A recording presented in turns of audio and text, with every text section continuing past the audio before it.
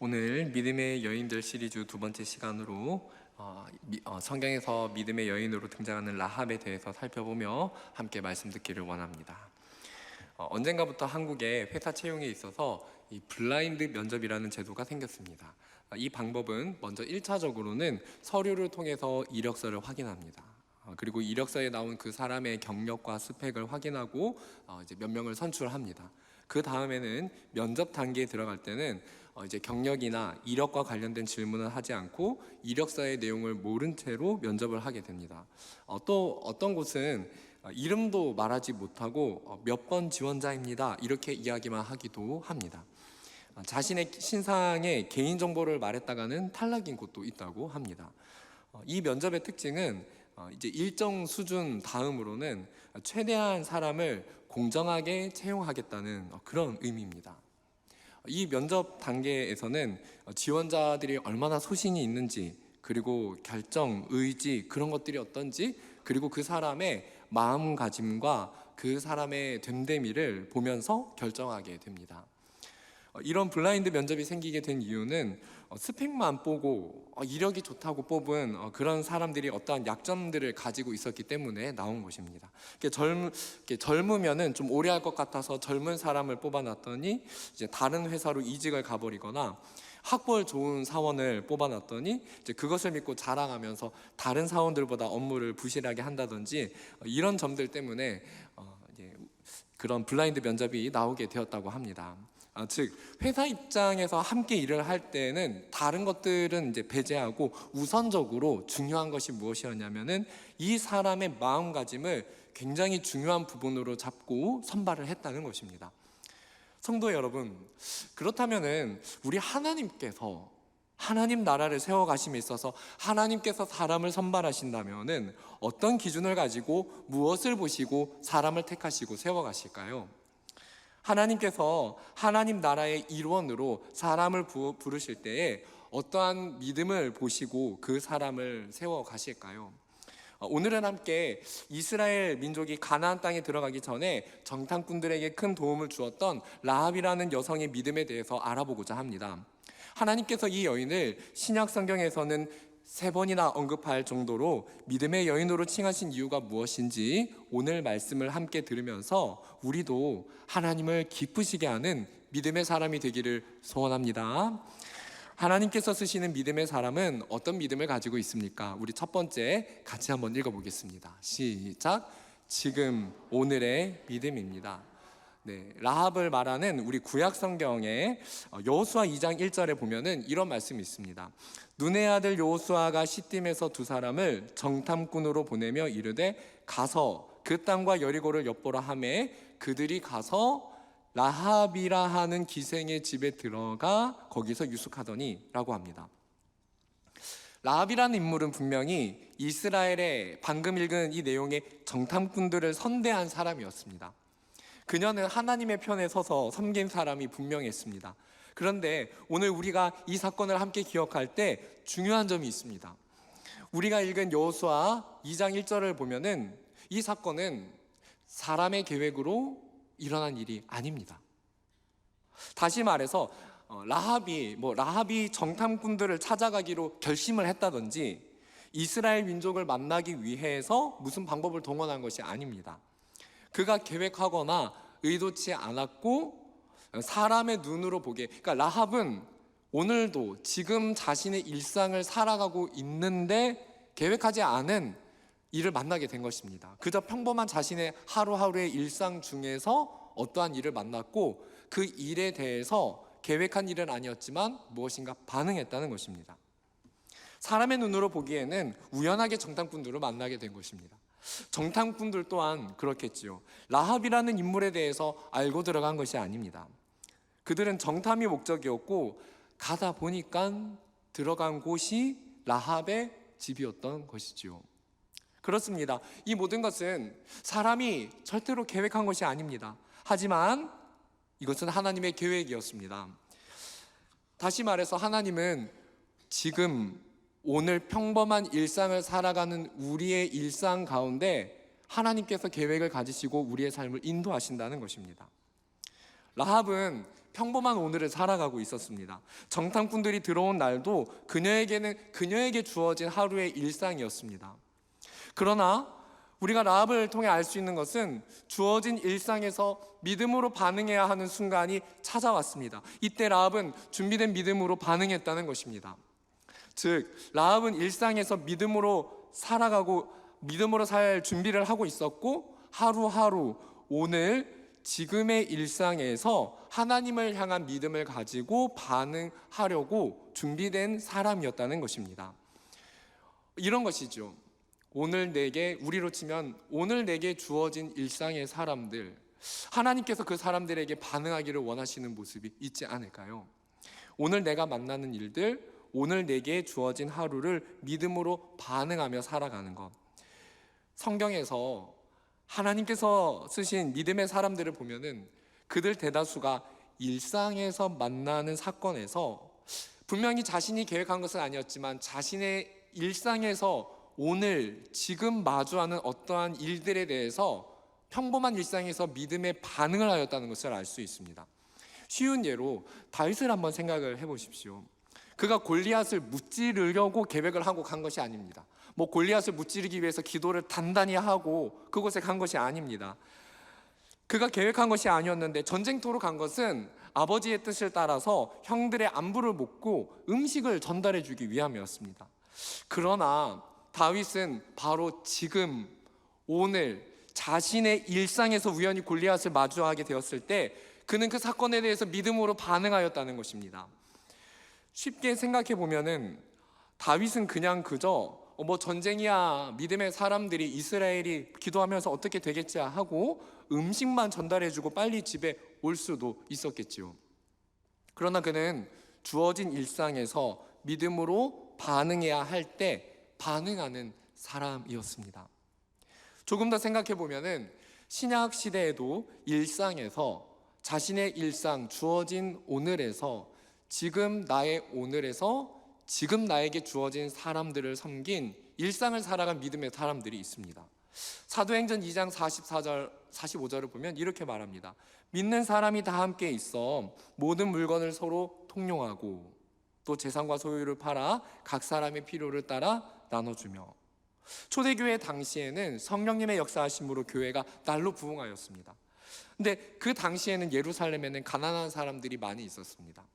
그런 사람들을 마주하는 것이 이제 막 교회가 부흥하고 성도들이 자꾸 모이다 보니까 그 사람들의 신앙생활의 일상이 가난한 사람들을 마주할 수밖에 없고 오늘 지금을 살아가는 일상에서 만나는 사람들이 그들이었기 때문에 오늘 지금 일상에서 반응해야 하는 일들이 그 사람들을 섬기는 일이었던 것입니다.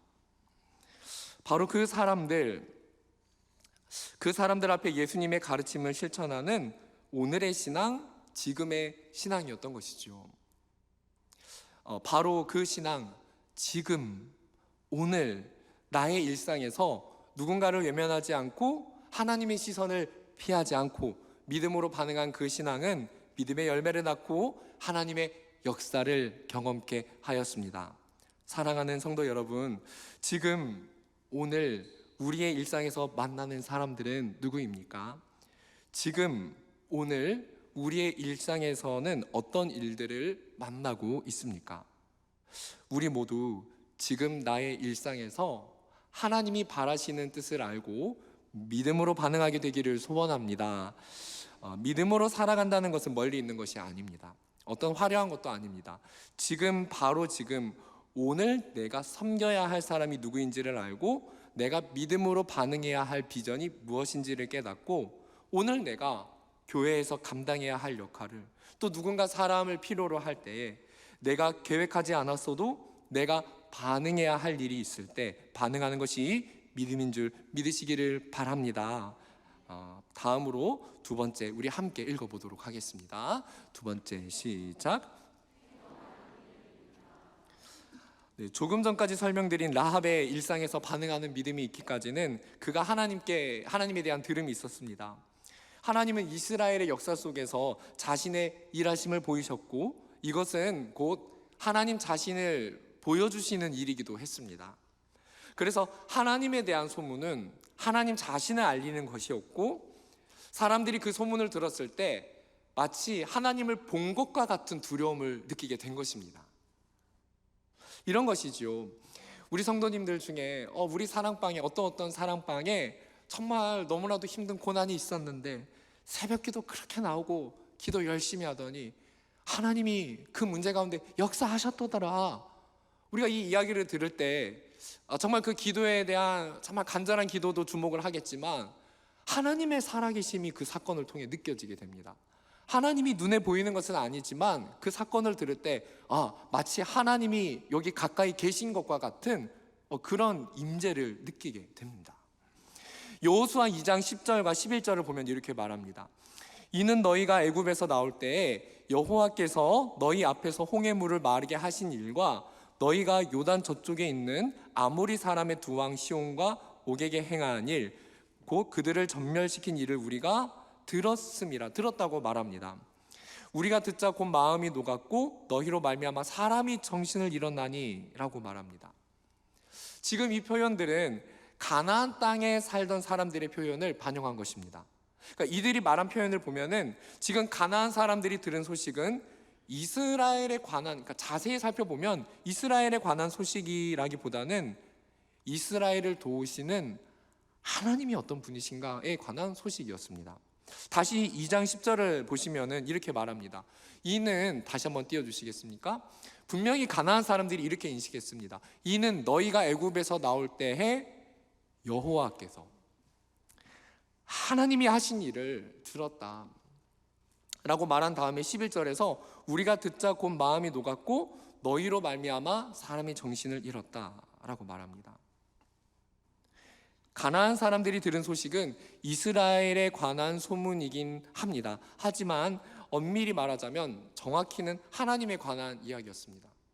우리가 잠시 이 대목에서 알 수 있는 것은 이스라엘이 과거에 그렇게 하나님께 원망하고 믿음이 연약한 자들이었음에도 불구하고 그들이 간절히 하나님을 의지하고 살아갔을 때 이와 같이 그들의 삶을 통해 하나님이 누구신지를 사람들에게 전달하고 들려줄 수 있는 그런 통로가 되었다는 것입니다. 다시 오늘 말씀으로 돌아와 보면은 이제 가나안 사람들이 이스라엘에 관한 소문을 들었을 때 그들은 결코 이스라엘이 강대국이다라고 인식한 것이 아닙니다. 하나님이 살아계시구나 라고 느꼈습니다. 따라서 가나안 사람들은 분명히 하나님에 관해서 들은 것입니다. 살아계신 하나님의 존재에 관해서 들었고 하나님의 말씀을 들은 것과도 같았습니다. 그러나 중요한 것은 그들이 하나님에 대해서 들었지만 듣고 반응하는 이가 없었다는 것입니다. 그리고 더 중요한 것은 라합은 바로 반응하는 이가 없었던 그 수많은 사람들 중에 나는 하나님을 믿겠습니다라고 반응한 유일한 한 사람이었다는 것입니다. 그래서 라합은 정탐꾼들을 도왔습니다. 왜입니까? 나는 하나님을 믿기를 원하기 때문입니다. 라합의 믿음은 듣고 거기서 머무르는 믿음이 아니라 듣고 순종하는 믿음, 듣고 행동하는 믿음이었습니다. 그는 행함으로 정탐꾼들을 숨겨주었고 이것은 하나님께 대한 순종이었습니다. 그리고 이 순종은 그녀와 그녀의 집안을 구원하였습니다. 그렇습니다. 우리에게는 순종하는 행함이 필요합니다. 히브리서 11장 31절에 보면은 라합에 대해서 이렇게 평가합니다. 믿음으로 기생 라합은 정탐꾼을 평안히 영접하였으므로 순종하지 아니한 자와 함께 멸망하지 아니하였도다. 하나님의 뜻에 순종하는 것은 이와 같이 절대로 우리의 길이 망하게 하지 않습니다. 순종은 마음으로만 동의하는 것이 아닙니다. 순종은 듣는 것에서 그치지 않고 그것을 행동하는 믿음인 줄 믿으시기를 바랍니다. 우리가 생각해보면 참된 회개도요, 우리가 마음으로 주님께 죄를 고백하지만 돌이키는 행동이 있어야 하고요, 전도에 대한 명령도 우리가 나가서 움직일 때에 하나님의 역사가 일어나게 되는 것이죠. 하나님에 대한 신뢰도요, 마음으로만 믿는 것이 아니라 우리가 하나님을 신뢰하기 때문에 오늘 이 예배의 자리에 온 것 아닙니까? 하나님을 신뢰하기 때문에, 하나님이 도우실 것을 믿기 때문에 새벽을 깨우고 금요기도회에 나오고 수요예배에 나오면서 우리가 기도하는 이유가, 우리가 하나님을 믿기 때문에, 하나님이 내 삶에 도우시고 일할 것을 믿기 때문에, 때로는 여러 일이 있어도 제쳐두고 우리가 기도의 자리로 나오는 것이지요. 순종하는 믿음인 것입니다. 믿음은 이처럼 행함과 함께 일하고요, 행함으로 믿음이 온전하게 됩니다. 야고보서 2장 21절과 22절에 보면은 이렇게 말합니다. 우리 조상 아브라함이 그 아들 이삭을 제단에 바칠 때에 행함으로 의롭다 하심을 받은 것이 아니냐. 내가 보거니와 믿음이 그의 행함과 함께 일하고 행함으로 믿음이 온전하게 되었느니라. 사랑하는 성도 여러분, 오늘 우리 모두에게 행동하는 믿음이 있기를 축복합니다. 믿음은 행동하는 것입니다. 믿음은 순종하는 것입니다. 오늘 이 자리에 마음으로 내가 이때까지 무엇을 주님 안에서 해야겠다, 이렇게 해야 되는데 생각하고 있던 것이 계시다면, 이때까지 마음으로 묵상하고 품고 있던 것이 있으시다면, 오늘 이 라합처럼 내가 들은 하나님의 말씀으로 인해서 무엇인가 감동은 있었는데 아직 머무른 상태에 계셨다면, 이제 지금 일어나 행동하는 성도님들이 다 되시기를 바랍니다. 반드시 그 행동은 열매를 낳고 하나님을 기쁘시게 할 것입니다. 우리 마지막 세 번째 함께 읽어보도록 하겠습니다. 시작. 우리 오늘 말씀인데요, 5절을 다 같이 한번 읽어보겠습니다. 살몬은 라합에게서 보아스를 낳고,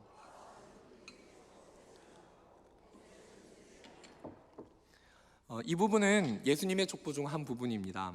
그리고 이 족보는 지금 마태복음에 기록이 되었습니다. 마태복음은 유대인 그리스도인들을 주 대상으로 하는 편지였습니다. 그런데 그 편지의 족보에서 이방인의 이름이 나오고 있습니다. 유대인들은 이방인들을 개 취급하며 경멸히 여겼다는 그런 기록이, 고대의 기록이 많습니다. 그런데 그 이방인의 이름이 우리가 읽은 5절에서 두 번이나 나오고 있습니다.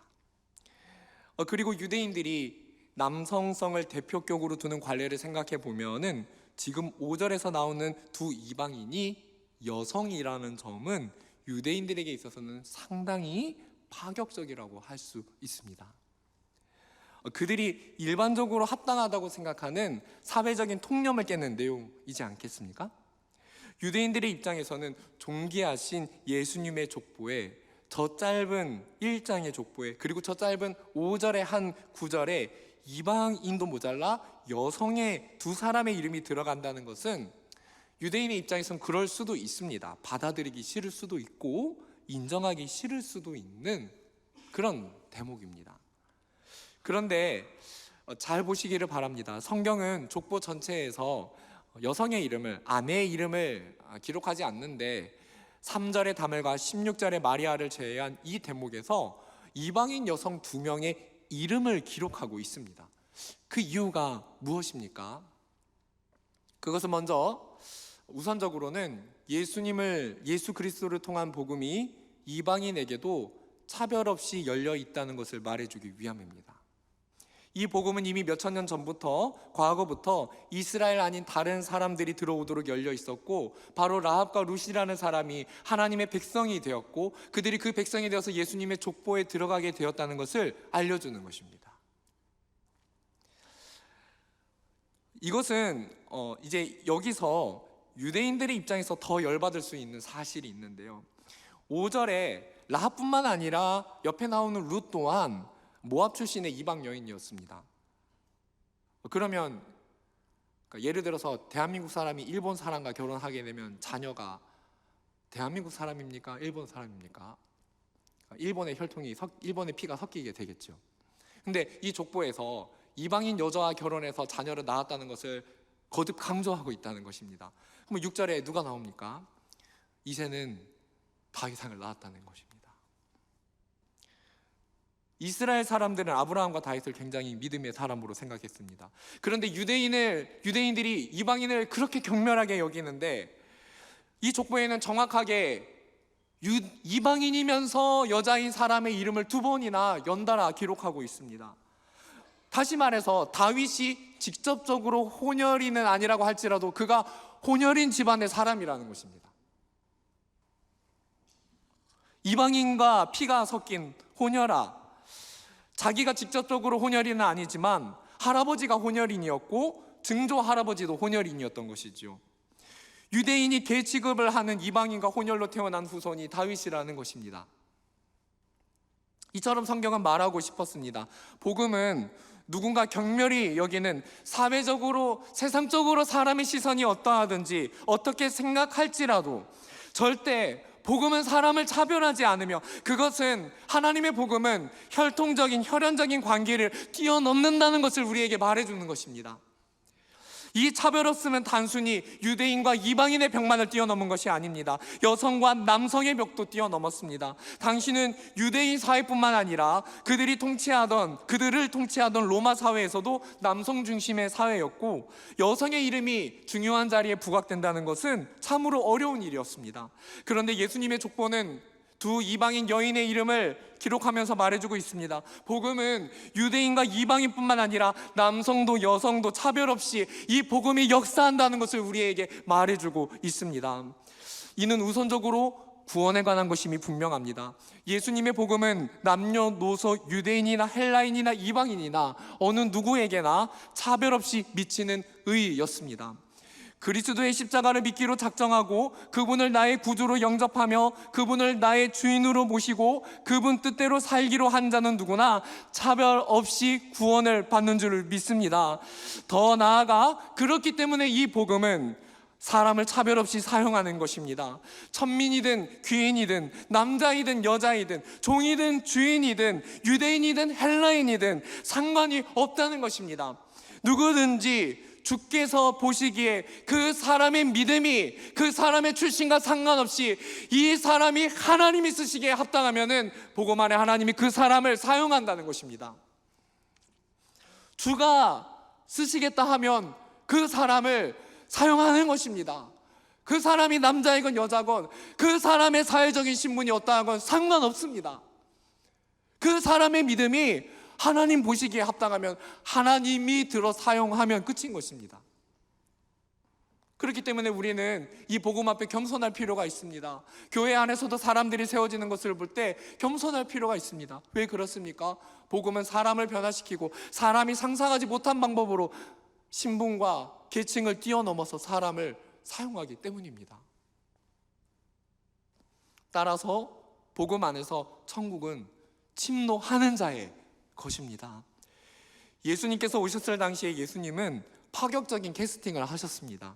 사람들이 생각할 때 로마의 수하에서 부당하게 수입을 거둔다고 생각하는 죄인 취급을 받는 세리 마태를 부르시고 사용하셨는데요, 바로 그 마태가 기록한 복음서가 오늘 우리가 읽은 이 마태복음입니다. 하나님은 절대 사람을 차별하여 부르시지 않으시며 차별하여 사용하지 않으십니다. 그러므로 누구든지 예수 그리스도의 부름에 응하고 그 천국 복음의 사역에 동참하길 동의하고 따르는 자는 누구든지 차별 없이 예수님이 사용하는 줄 확신 있게 믿으시기를 바랍니다. 사랑하는 성도 여러분, 오늘 말씀을 맺고자 합니다. 복음은 절대 사람을 차별하여 사용하지 않습니다. 누구든지 예수님의 이름을 부르면 구원받으며 누구든지 예수님께 순종하면 쓰임받는 것입니다. 성도 여러분, 지금 오늘 내가 순종해야 할 일이 있습니까? 성령께서 말씀으로 깨닫게 하시는 세문이란 깨달음이 있으십니까? 오늘 내가 섬겨야 할 일, 복음을 전해야 할 사람, 섬겨야 할 교회의 일, 직장에서 내가 순종해야 할 하나님의 뜻, 오늘 순종해야 할 그 뜻에 순종함으로 행하심으로 하나님의 천국 복음에 귀하게 쓰임받게 되시는 성도님들 되시기를 주님 이름으로 축복합니다.